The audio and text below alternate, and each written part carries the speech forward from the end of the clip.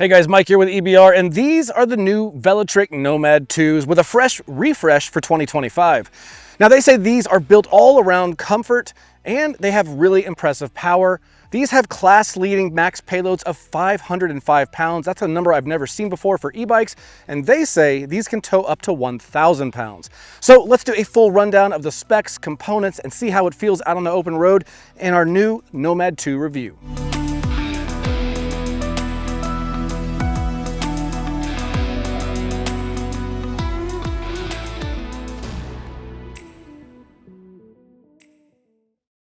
All right guys, so the new Nomad 2s are class 3 capable, so you're getting that full 28-mile-an-hour speed out of both of these, and they're priced at $19.99. Now, this bike is fully certified through most of the ways you can these days. So we're talking 2849 electronic certification front to back on the bikes. Both bike batteries have UL 2271 certifications, and then they're also ISO 4210 certified, which if you're not familiar with ISO 4210, it basically takes the complete bike, puts it up on a machine that's going to give it physical impacts from all the impact potential areas, so handlebars, seat, tires, things like that. And it will run this test for quite a while and see how the bike holds up. Now, not only did it meet this standard, but they say it surpassed it by a 25% margin. Just nice having that peace of mind that they are durability tested, so you don't become the impromptu durability tester at home. Now, these weigh 75 pounds according to Velotric. I threw them up on the scale when I got them. They came in about 82 pounds. When you take out the battery, that went down to about 71 pounds. So the battery is about just over 10 pounds, 10.1 pounds in that range there. Now, coming in these two frame configurations, we have a step-through frame on this side with a nice low 16-inch standover height. And on the high step, you have a 29-inch standover height. In terms of some other geo numbers, the reach for these, I'm going to give them both a 16-inch reach, and that's because they have adjustable stems. So kind of how you dial in your fit, and as you change that stem angle, that will affect your reach. And you have about 11 inches of adjustability from about 33 inches off the ground to 44 in the seat post. And then you have a massive 48.6-inch wheelbase from front hub to rear hub. And then they both have that really large maximum payload capacity or rider total weight of 505 pounds.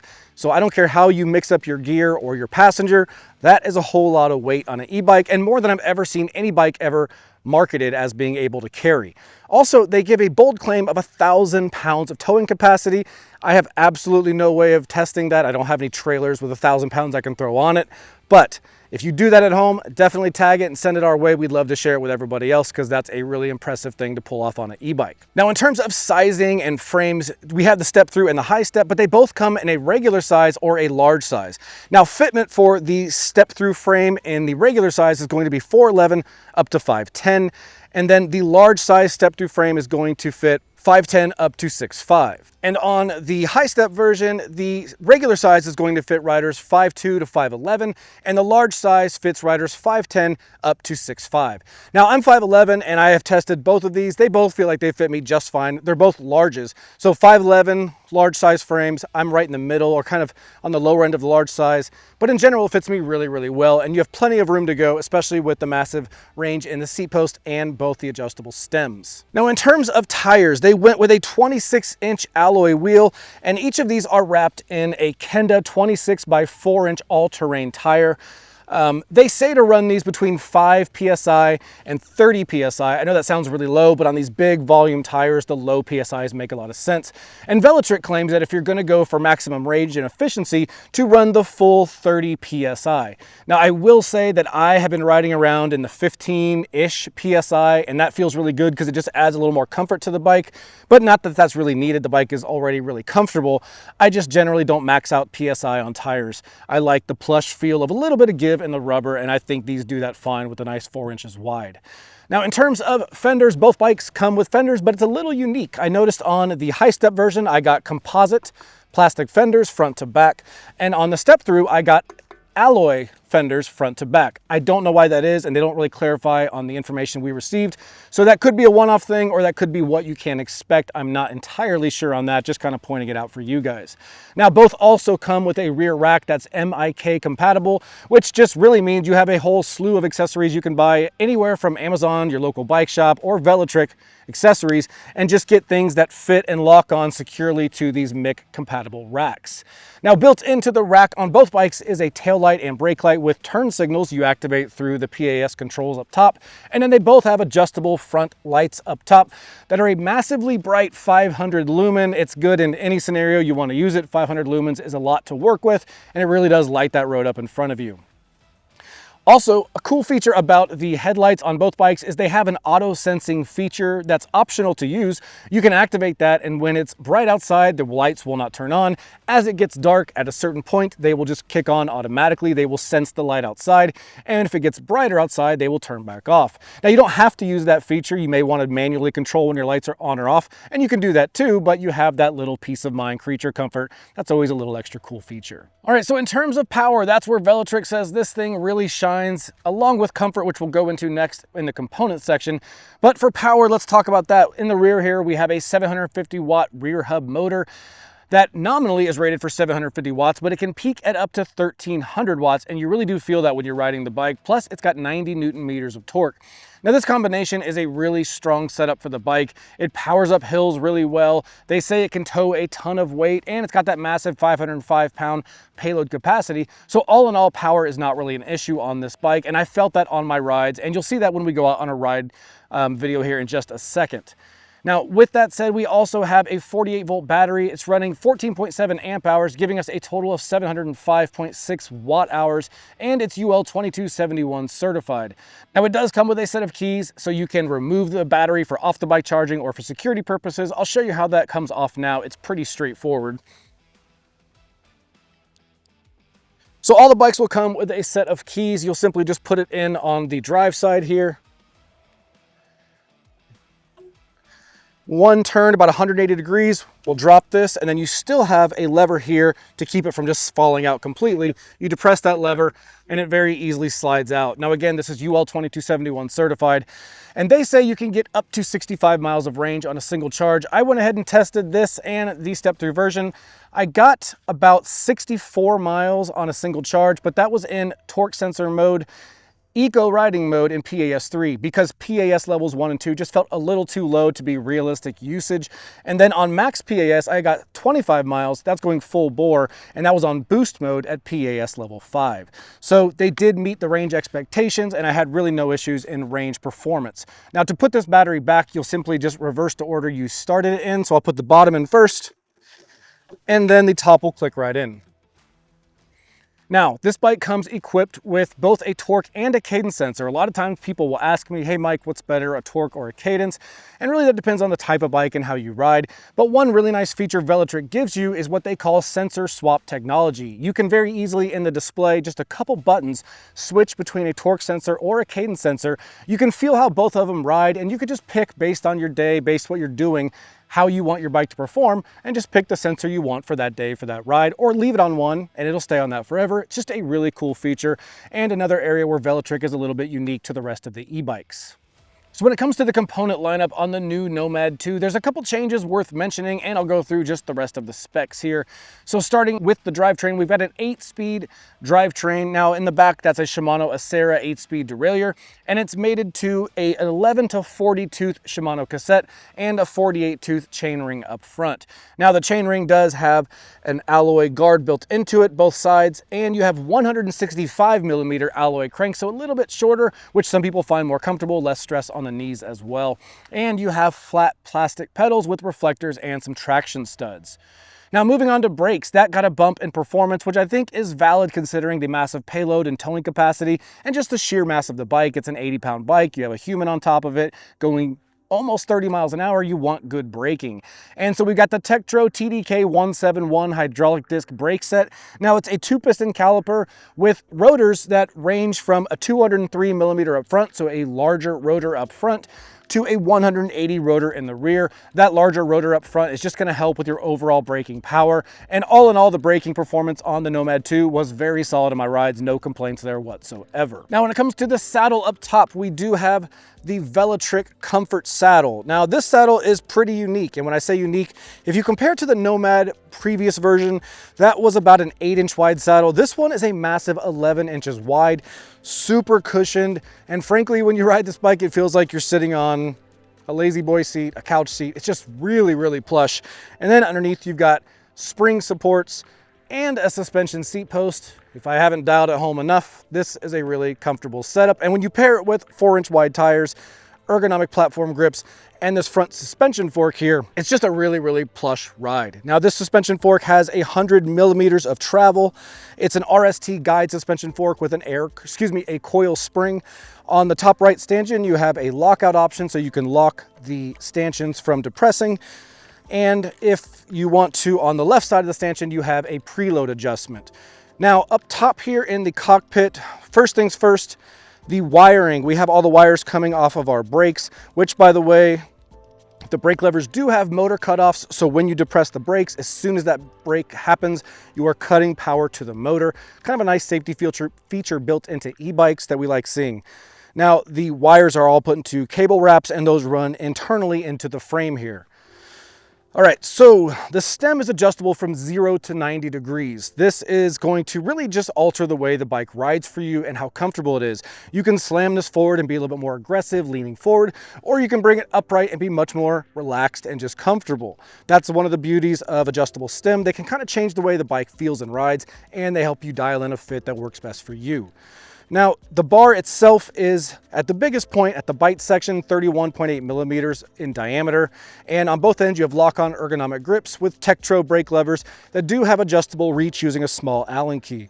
You also have your PAS controls on the left side, your trigger shifters on the right side, and your obligatory e-bike bell. And in the center is your display. But let's take a close look at the display because there's some cool tech there, as well as the Velotric app.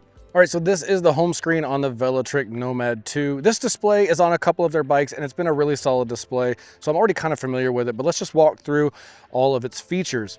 So here on the home screen, top left, we've got our battery percentage remaining in numerical numbers and a battery bar visual indicator. This little link here says that we are connected to the app, and just Velotric branding on the top right. Now, on the left side, we have our one of 3 riding modes. So there's Eco, there is Trail, and then there's Boost. Now, you should know within each of those, you still have your 5 levels of pedal assist. Personally, it feels like a little too much. I'd rather just have a 1 through 5, but just know Eco levels 1 through 5, Trail levels 1 through 5, and Boost levels 1 through 5. So right down here is going to be your headlight indicator. If you hold the plus sign, that will manually turn it on, and holding it again will manually turn it off. The center of the screen is going to be miles per hour, or the speed you're going.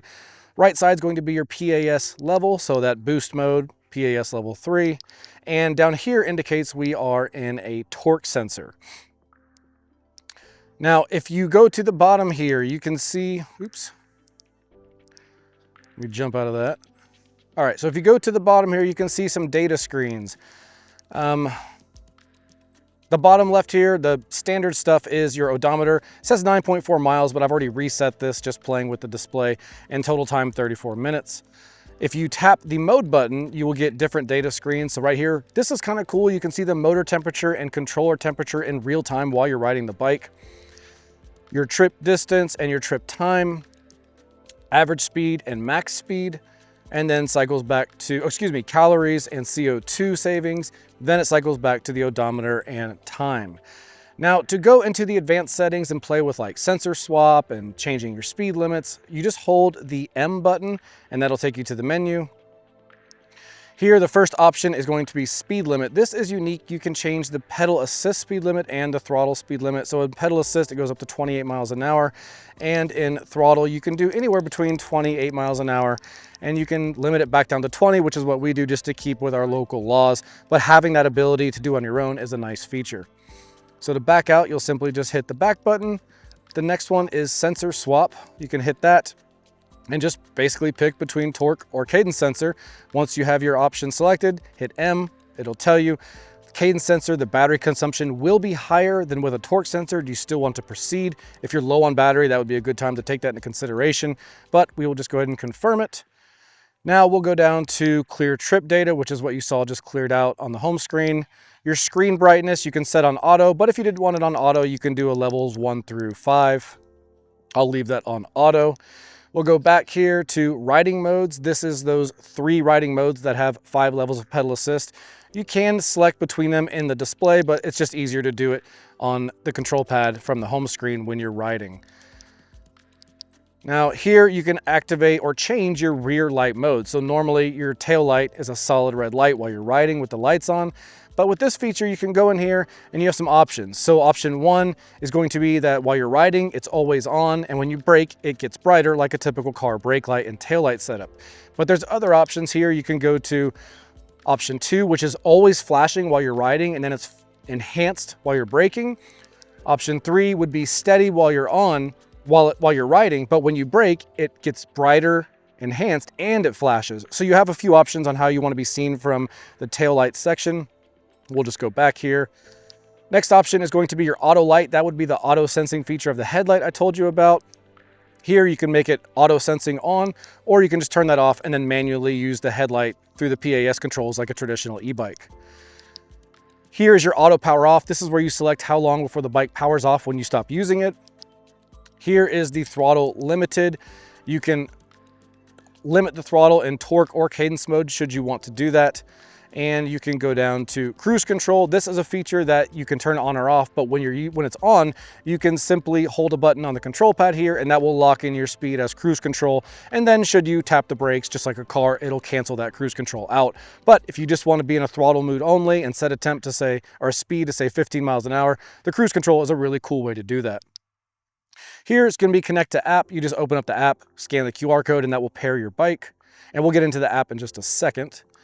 And then right here is your Find My. This is Apple Find My technology. I do not have an Apple iPhone. I do not have an Apple phone. I have an Android, so I wasn't able to play with this.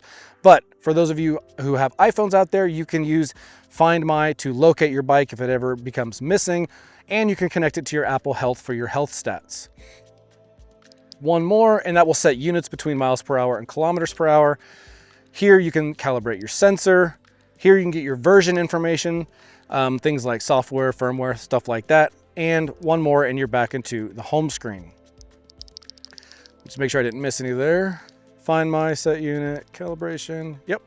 That was everything. And so that wraps up the display. As you can see, quite a bit of adjustability in the display. And one thing I like about it is it's all user-friendly and easy to understand. Some e-bikes we get, you need a second manual just to use the display. This one's got a really nice, clean user interface that just makes it anybody from the first time touching the bike know how to operate all the advanced settings, which I think is a really nice and just practical feature built into this display.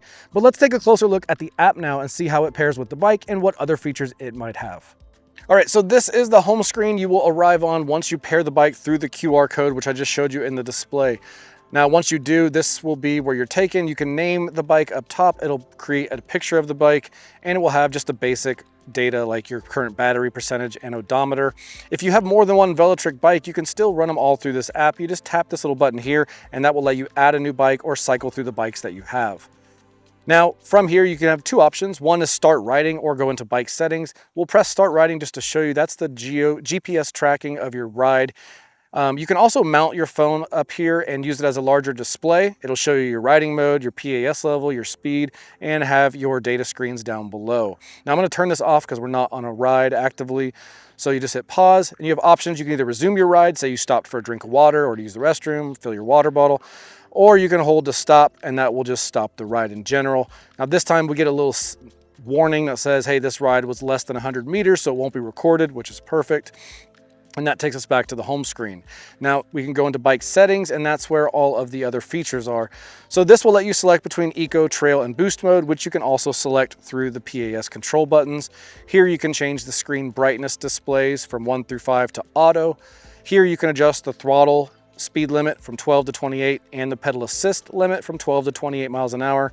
Here is your auto power off in minutes. So right now, if I walk away from the bike and don't touch it for 5 minutes, it turns off like the display just did. I'll turn that back on.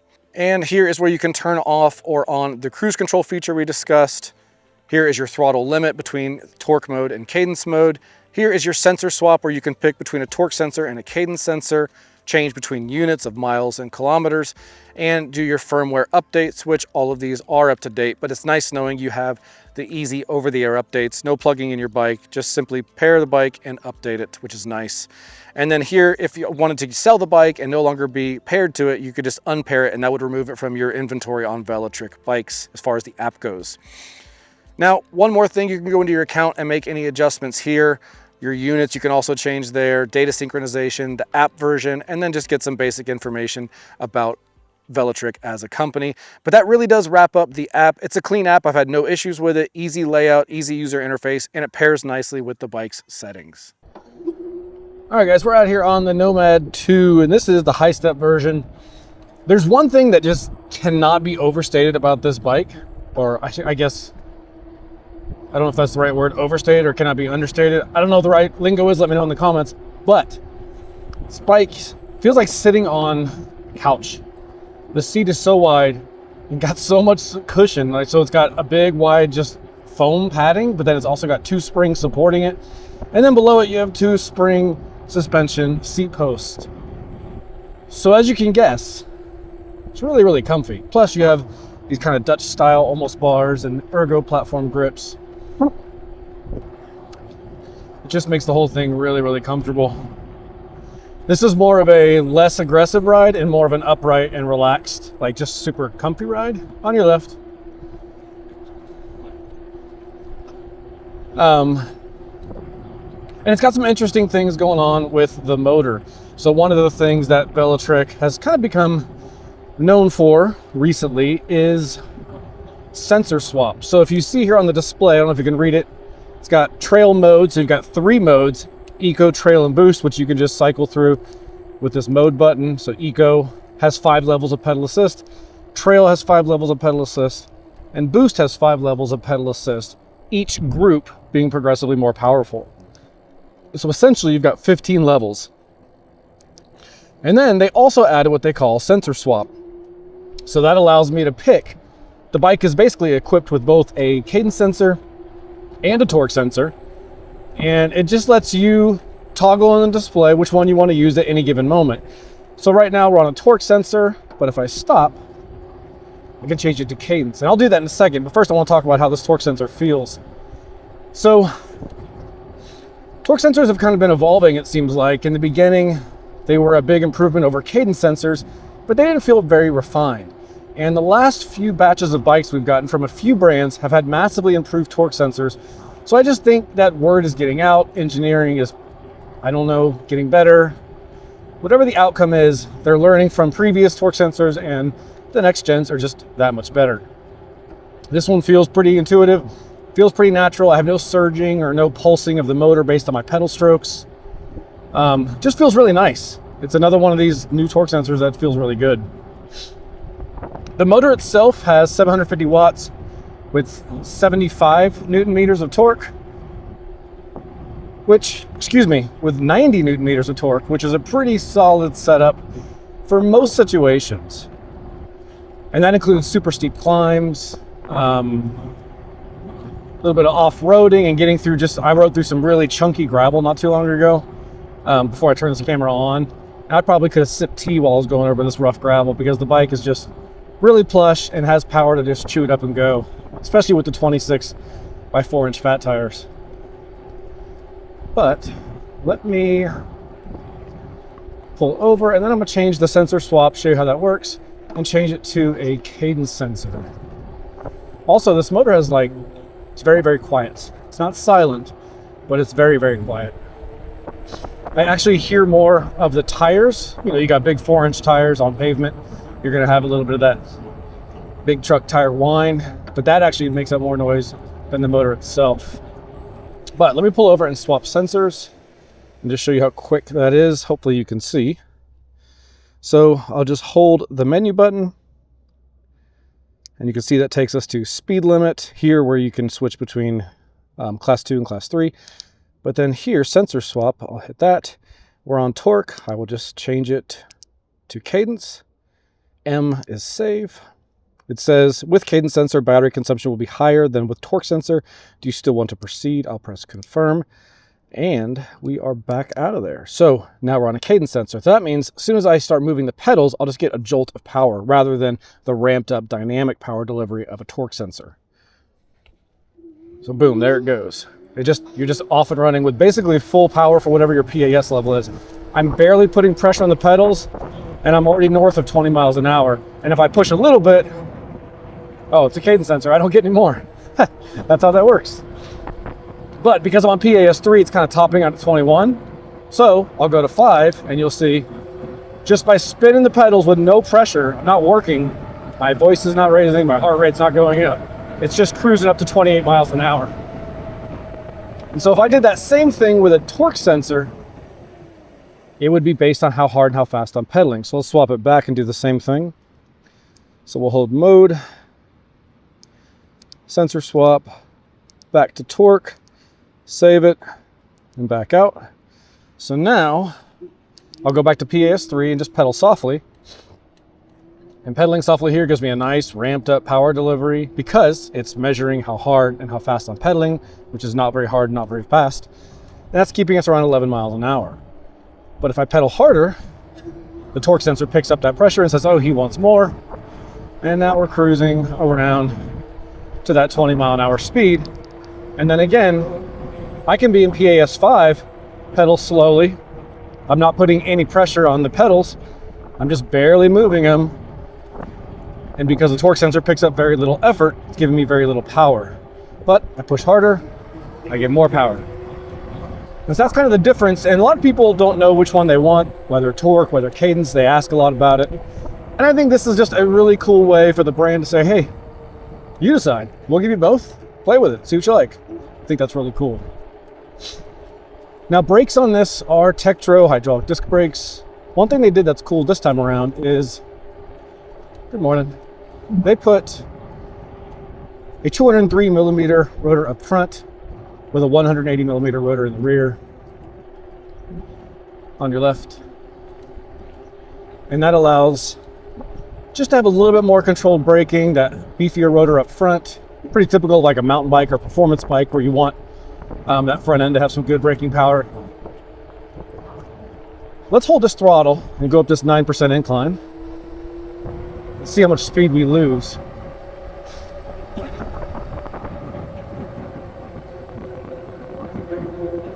So I saw about somewhere around 1.5 miles to maybe 2 mile an hour drop, and that was on a 9% grade. It was short and punchy, but 9% nonetheless is fairly steep for an uphill. But right around this corner, we've got a larger uphill. It's about 1/4 mile long. I don't know, maybe even 1/2 mile long. And it's about a 5 to 7% grade. And let's just throttle that all the way up and see what kind of speeds we either gain or lose, just to kind of showcase this power and this torque.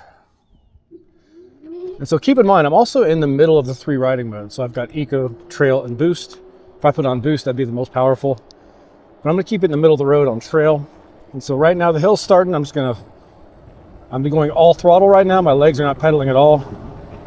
We're accelerating uphill. Still accelerating.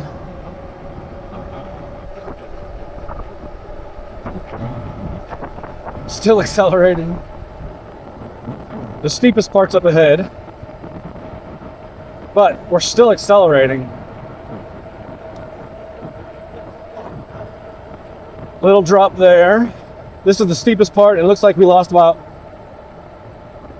maybe a whole mile an hour there, maybe 1.5 miles. But it's still just holding its own all the way up this hill, which is really cool. So definitely no issues with power on this bike. Now you may have noticed I was using throttle and I was going over 20 miles an hour. So that would violate like class 2 regulation, where class 2 says the throttle can only take you up to 20 miles an hour. And that's how the bike ships. But for purposes of testing or maybe riding on public lands, you can unlock the throttle even to go to 28 in the display. Just obviously follow your local laws. I did that one on a city street. And I can show you how to change that. Let's go ahead and go into the menu. We'll go down to speed limit. So you can see you can adjust pedal or throttle. So I'm gonna keep pedal at 28 for class 3, but then bring this back down to 20 for true class 2. And now we're good, and we can back out. All right. All right, so back to these brakes, these Tektro hydraulic disc brakes, 2-piston calipers. 2-piston calipers with a 180 millimeter rotor in the rear and a 203 millimeter rotor in the front. And like I said earlier, just a little bit beefier stopping power, and on a bike that weighs 80 pounds with 4-inch tires and a 440 pound max payload, I like having beefed up brakes, so that's good. So let's give them a stop from like 25 and see how they do. 3, 2, 1. Pretty solid braking all in all. And that was from 26 miles an hour. Pretty nice. All right, let's get back on the path. I think the whole fat tire e-bike, had a big explosion around COVID. Everybody got their hands on them. And now these newer versions are coming out, 5 years later. In some cases, 5 years later, some cases 3 or 4 years. But they're coming out new versions, and they're just getting a little more dialed in everywhere. It's kind of like new generations of anything. They just get a little bit better.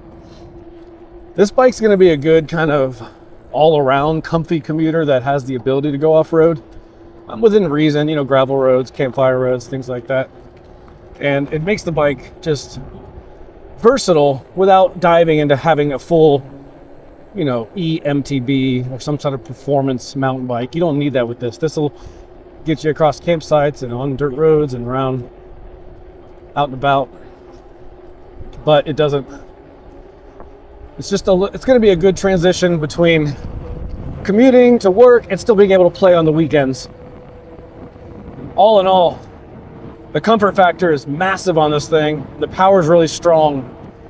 And for a lot of you guys, that's exactly what you're looking for. You're looking for a lot of power and a lot of comfort. And with the adjustable stem, the front suspension fork, which, by the way, feels pretty solid on the push down. It's got a little slap out on the way out. So if I was to pick it up real fast, you might have heard that. It'll pop out. There's no dampening on the slap out.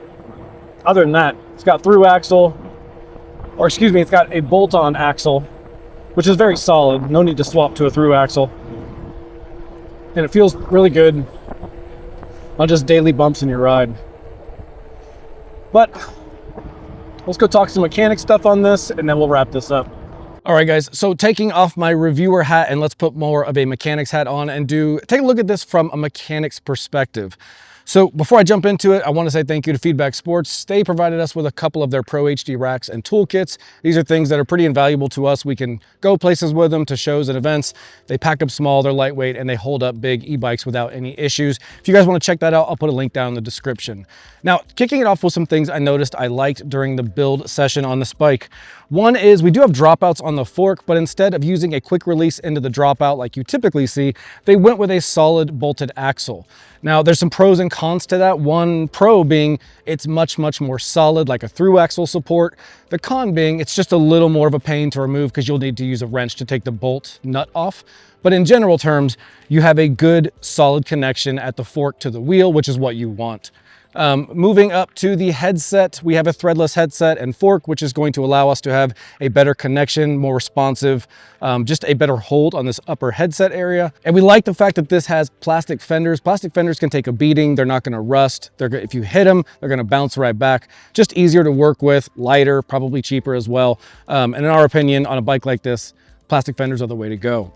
Now, moving on to the seat.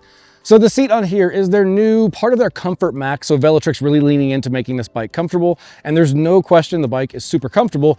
And that is largely due to not only the seat with the spring supports and wide 11 inches, but also the piston suspension seat post here. That's going to give you some play in the seat area for your sit bones rather than you absorbing that through your lower back.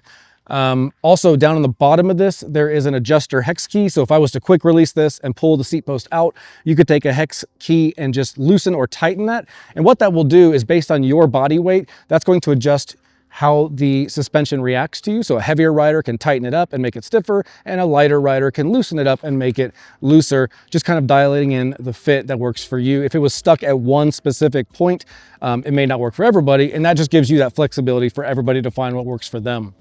Now, in the rear rack, we get a lot of rear racks on e-bikes, but they're not always mounted the same or designed the same. You'll see this one, I like the fact that there's 1, 2, 3, 4 mounting points forward and aft on this rear rack.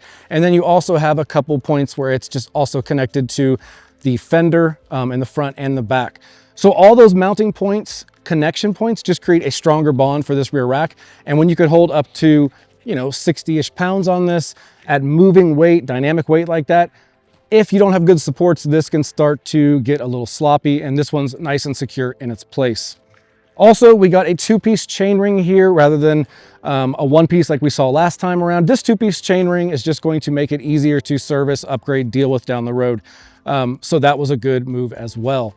Now, in terms of some little things that I would just change about this bike, so first thing is, I do like the fork on here. I like getting an RST guide fork. We often see unbranded forks. With that said, this is a 32mm stanchion. That's generally along the lines for lighter bikes or bikes that are not going to be doing as aggressive riding. But because you have a big, beefy 80-pound bike and a 505-pound payload, this bike can put up a lot of power and move a lot of weight. But this could be considered a point where you start to get some flex, just a little less responsive. And if we stiffen that up to like a 34 or 35mm stanchion, that would stiffen up this front end altogether. Also, we have 2 piston caliper brakes, and while I'm a fan of the 203 rotor up front with the 180 rotor in the rear, I would love to see 4 piston calipers, which is going to go back to that same thing of a lot of rolling weight, a lot of rolling mass. It does brake very well right now, and it's more of a want than a need, but 4 piston calipers would just top this bike off with just really, really beefed up braking. And then finally, this is a minor one, the seat. While it's super comfortable, I said it's like sitting on a couch, and it really is. It's also, when you start to pedal, at least for me, I did notice my thighs would rub on the edges of this because it's so wide. Now, depending on how wide your sit bones are or how you pedal a bike, you may not feel that, and a seat's easy to swap out. Just something I thought I'd make you guys aware of. Very comfortable, but I did have a little bit of leg rub issues there. All in all, really well done bike. Those are just our little things that stood out to us, and let's go wrap up the rest of this review. All right, guys, that wraps up the new Velotric Nomad 2s. This is going to be a bike that just kind of beef up everywhere. A little bit more power, a little bit more tech, a little bit better braking, and a whole lot more comfort. And according to Velotric, the ability to pull basically an RV behind yourself, which I wasn't able to put to the test. If you guys do, definitely film that and tag us in it because I want to see it myself. If I missed anything you want to know about these bikes, just drop them in the comments and I will personally figure it out and reply. If you haven't done so already, consider liking and subscribing. And until the next review, I'll see you guys out on the trail.